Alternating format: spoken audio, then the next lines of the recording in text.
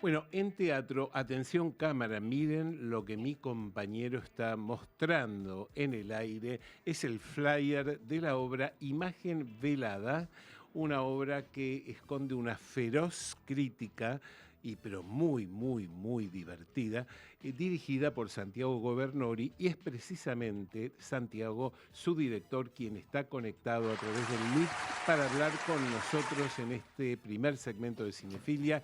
Bienvenido, Santiago, un gusto. Aquí te saludan Luis Kramer y Javier Lucy. ¿Cómo estás? Hola Luis, hola Javier, ¿cómo están? Buenas tardes. Buenas tardes. Bueno, justo adelanté unas palabras sobre Imagen Velada. Es un corrosivo, una corrosiva mirada hacia la realidad de algunos lugares. ¿Cómo se te ocurrió? Se me ocurrió, la escribí en pandemia, la obra, en el 2020, cuando estábamos en nuestras casas, no nos quedaba otra. Y yo venía a hacer una obra que se llama Conurbano Cotidiano, que tenía que ver con algo de buscar la teatralidad en el día a día, en las cosas que nos estaban pasando. Sobre todo yo tengo mucho contacto con gente un poco más joven que yo por las clases que doy con Matías Feldman en Brevard. Entonces muchas de las cosas que me pasaban a mí también lo veía reflejado en la generación posterior a la mía, la gente de 30 años, 35, eh, y decía cómo buscar teatralidad a partir de lo que nos está pasando, ¿no? Ujú. Eh, Esto fue antes de la pandemia, entonces algo de lo que le pasa a una clase media que está un poco perdida, bueno, clase media y clase baja ni hablar, ¿no? Pero algo de cómo es el día a día, de llegar a fin de mes, de las relaciones humanas, de lo que produce las redes sociales en todos nosotros, sobre todo en los más jóvenes. Como traté de buscar como una teatralidad un poco cotidiana o llana, digamos, a ver dónde estaba la teatralidad ahí. Y en este caso me pasó todo lo contrario, que es dónde está la teatralidad en las clases dominantes, sería. En ese momento nosotros veníamos del gobierno de Macri, estábamos atravesando el gobierno de Alberto Fernández, y a mí me quedaba como una sensación de pensar también quiénes son los que nos gobiernan, ¿no? No solo ahora, sino que, no sé, un poco indagando en la historia argentina, que tiene mucho que ver con esto, de quiénes son los que toman las decisiones por nosotros. Yo, por cuestiones de mi vida, tuve la posibilidad de conocer una especie de clase alta, llamémosle, una especie de elite, eh, que tratan de ser como no sé, como muy amables y muy relacionados con la realidad, pero todas las veces que yo me junto con esa gente me da la sensación de que no. Eh, entonces me puse a pensar dónde está la teatralidad ahí, ¿viste? ¿Cómo se Ujú. puede hacer teatral eso que yo veía? Sí. Eh, y vos decías como una crítica encubierta, yo creo que es una crítica un poco Explicitísima, ¿no? explícita, Sí. explícita. Y me empecé a divertir con eso. Y te soy sincero, yo no me considero peronista, pero tengo una especie de crítica hacia lo que fue el macrismo. Me llamaba mucho la atención quiénes eran los que nos gobernaban en ese momento, ¿no? La gente del Newman. Y como te decía, como tuve un vínculo más o menos con ese mundo, me empecé a imaginar esto, ¿no? ¿Quiénes son los que toman decisiones por nosotros? Y me empecé a imaginar esta especie de clase alta o de elite, pensando en que podía llegar a haber un segundo gobierno del PRO, y ganó Milei, por lo cual Sí, la obra se resignificó en algún caso, ¿no? Como algunos claro. personajes que aparecieron que estaban ocultos, que decía, ¿esta gente dónde estaba? ¿Viste? Y nada, qué sé yo, como ¿Dónde también, está? ¿eh? ¿Dónde está? Más allá de dónde estaba, además, ¿no? ¿Dónde está esa Claro. Bueno, gente? ¿Cómo vive esta gente, ¿no? De espaldas a la realidad. bueno, completamente, completamente. Y algo, nada, me parecía que me divertía hacer una crítica social a partir de eso. Insisto, tengo un vínculo con ese mundo, no es que estoy tocando de oído. Investigué bastante también. De hecho, a veces me sorprende cuando algunos críticos, que igual fue muy bien recibida la obra, por suerte, pero hasta casi cariñosamente dicen que es una parodia. Y yo digo, ¿a dónde ven la parodia? Para nada es una parodia. Claro. De hecho, creo que hasta nos quedamos cortos. Em, y sobre todo porque hay muchas obras que también por eso decidí hacer imagen velada, que por ejemplo no sé, como que una idea de lo teatral, ¿no? Hace muchos años que, por ejemplo, lo teatral es viejo, o lo teatral es el interior, en el sentido de que nos cansamos de ver obras de actores porteños haciendo de sanjuaninos, de mendocinos, ¿no? Con tonos entrerrianos, y eso ya nos parece teatral. Y Sí. me lo empecé a cuestionar, digo, ¿pero por qué? ¿Y por qué no es teatral un country de zona norte? Claro. ¿Se entiende? Sí, Como, ¿y por qué a los críticos les parece que es una parodia, un country de zona norte, pero no le parece una parodia 5 actores porteños haciendo de cordobeses? Nada, bueno, un poco, creo que contesté la pregunta hace un montón, pero No, seguía pero muy, hablando. muy interesante lo que acabas de plantear, porque tiene que ver con la forma de encarar el teatro. Sí. En cine pasa algo parecido, pero Sí, bueno. sí. Sí, hay algo de las representaciones, ¿no? Nosotros venimos, yo lo vengo diciendo hace mucho, que cuando uno cuenta una fiestita que conoce, eso se nota. Porque además los personajes que se construyen no están ni sobreestimados ni subestimados. Se trata de hacer una representación de eso y que me parece que es lo que pasa acá, lo que pasa en Imagen Velada. Digo, hay algo que para los que tenemos la posibilidad, incluso, de conocer esa clase alta, no paraba de reírme porque era la forma, las maneras, los pensamientos, las construcciones discursivas, todo ahí puesto en escena para contar algo, cómo viven. Digo, tampoco había como un dedito señalador de, mirá, No. que mostremos esto porque esto existe y durante mucho tiempo fingimos demencia o hicimos como que no existían o eran algo, no sé, fantástico. Digo, fantástico desde el lugar de la construcción artificial, ¿no? Sí, sí, totalmente. De hecho, no es con dedo acusador, al contrario, que es muy divertida la obra, la Sí. gente la pasa bárbaro. Sí hay una cosa como de cierto, no sé, en un momento, viste que un personaje nombra Ituzaingó y el resto dicen, ¿dónde? ¿Dónde? Eh, Es que eso pasa, eso Yo pasa. soy de Monte Grande, yo soy conurbano bonaerense y me pasa mucho que digo, yo nací en Monte Grande, me dicen, ¿dónde es Monte Grande? Digo, en zona sur.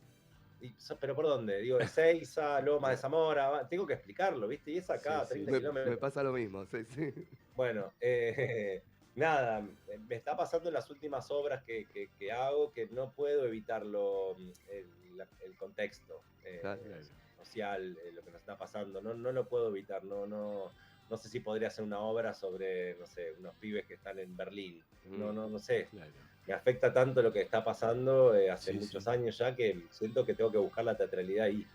De todas maneras, contamos una parte de esta Sí. realidad tan bidimensional que estás planteando, porque hasta ahora hablamos del retrato de un grupo de personas que viven en un country, pero falta lo otro, falta esa conjugación perfecta, que ese country fue un reducto que estaba destinado a la población indígena local que Sí. fue desapareciendo estrepitosamente y sobre esos restos se yergue ese country. Entonces, esa mezcla tan interesante, ¿no?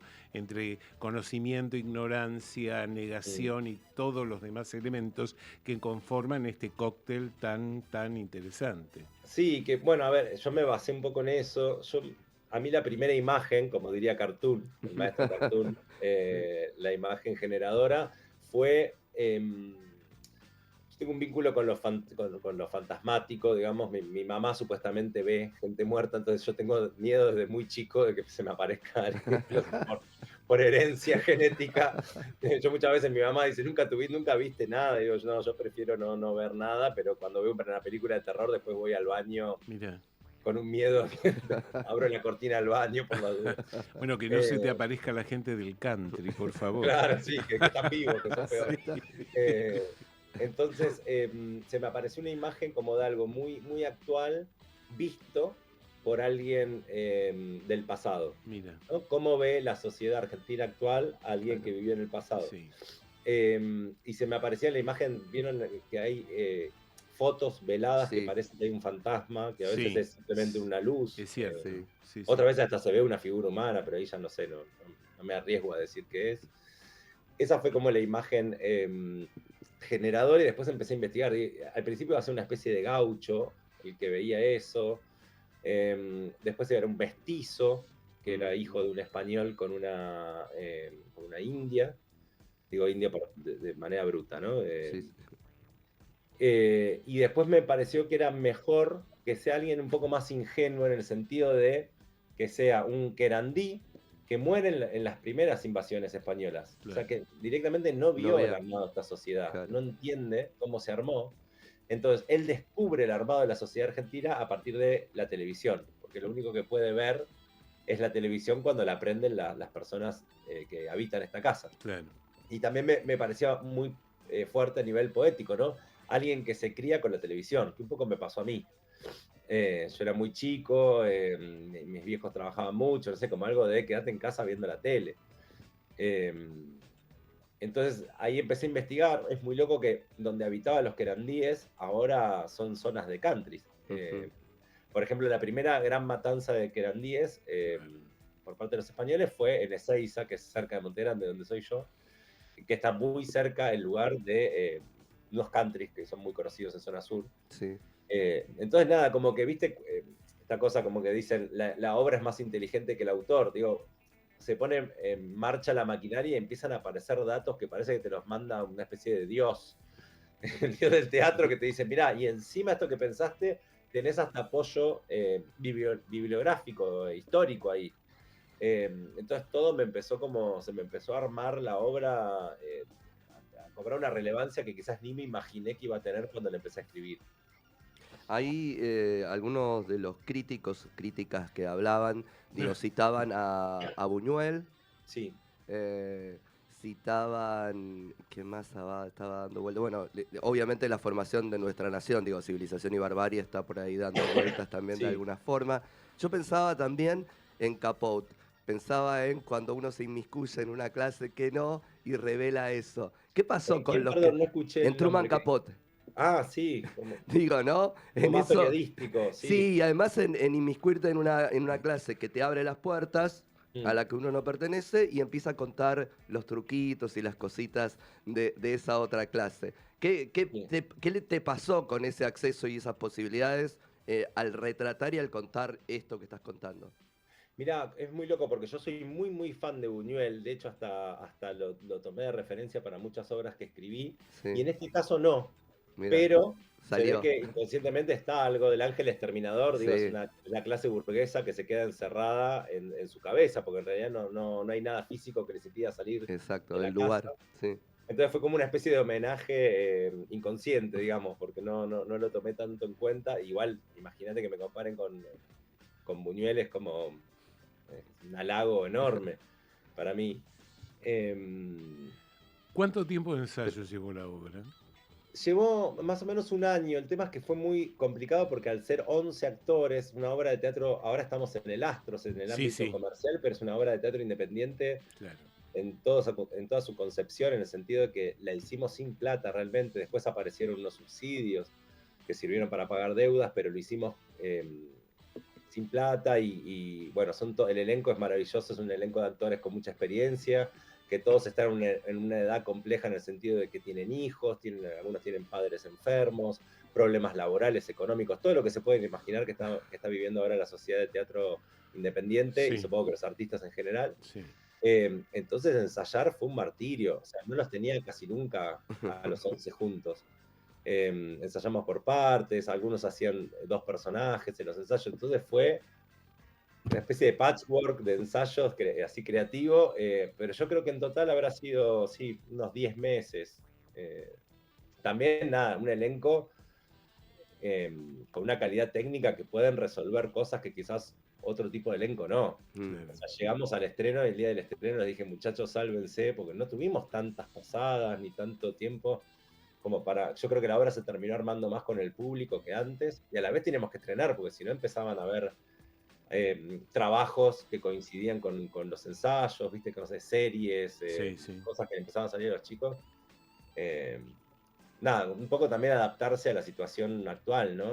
Antes ensayábamos las obras 2 años, años y medio, y ahora es imposible que pase eso.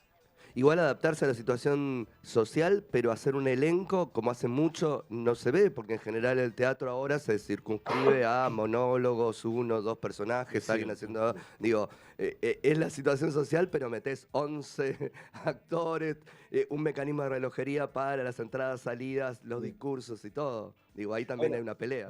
vos sabés que fue buscado, fue como ponerme el palo en la rueda a propósito, ¿viste? Como buscar axiomas que me incomoden, no que me den comodidad. Es Claro. algo también de...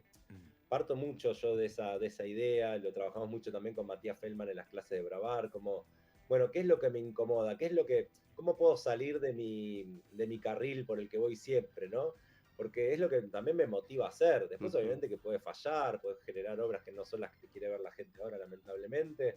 Pero también, o sea, yo necesito ponerme eso como motivación para ir a trabajar, ¿viste? Si sé más o menos que voy a ir para un lugar que ya medio sé por dónde va a ir, me aburro mucho. Entonces, a mí me pasó un poco que me estaba aburriendo del monólogo, de la autoficción, del regodearme con mis problemas, y dije, che, bueno, ¿cómo se sale de esto? ¿Qué no hay que hacer hoy en día? Una obra con 11 personas. Bueno, Vamos a darle. Vamos a hacer Claro. eso. Obviamente que me arrepentí más de 1000 veces durante los ensayos, pero nada, fue una de las premisas que me puse como para escaparle a algo de cierta tendencia actual. Bueno, y vaya que valió la pena semejante apuesta y semejante riesgo estético de todo tipo. Y invitamos, antes de cerrar la nota, a que el público vaya a ver esta obra. Te pedimos que nos recuerdes el día y la hora en que se está representando Imagen Velada. Estamos los martes a las 20:30 en el Teatro Astros. Las entradas se sacan por entrada 1 y si alguien necesita algún descuento, no tenga ningún tipo de pudor en escribirme a mi Instagram, que es Santi Governori, @Santi Governori, que les puedo dejar algún descuento. Buenísimo. Santiago, muchísimas gracias por este momento con Cinefilia y desde ya toda la suerte con Imagen Velada, que siga por mucho tiempo más. Ojalá. Muchísimas gracias y suerte a ustedes con el programa. Gracias, muchas gracias. Hasta cualquier momento. Fue la palabra de Santiago Governori, director de la obra Imagen Velada. Y ahora sí vamos pegadito al primero de los temas del día de hoy, que corresponde a la película, una película de Minecraft. Y el tema se titula I Feel Alive y lo interpreta nada más y nada menos que Jack Black. Aquí lo escuchamos. Is everybody ready to rock?